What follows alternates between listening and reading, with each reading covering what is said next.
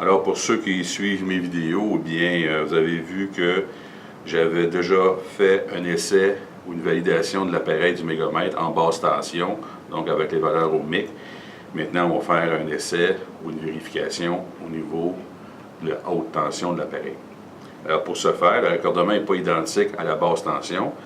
Par contre, le commun qui est ici avec la sonde noire, c'est identique. Ce qui est différent, c'est au lieu de venir se raccorder au niveau du méga, on va venir se raccorder au niveau de l'insulation, au niveau de la sonde rouge comme ceci.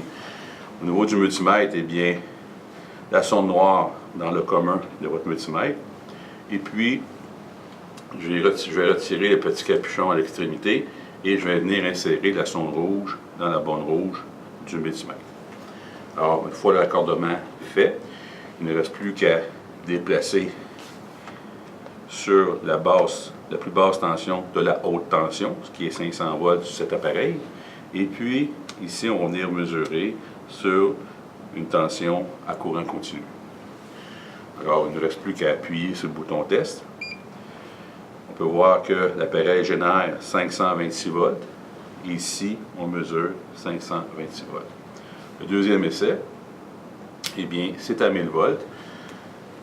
Pour les essais à 1000 volts, eh bien, faites attention parce que la plupart des appareils sont équipés pour recevoir un maximum de 600 volts. Alors, dans ce cas ici, c'est exactement ce que j'ai. C'est un appareil qui ne dépassera pas 600 volts.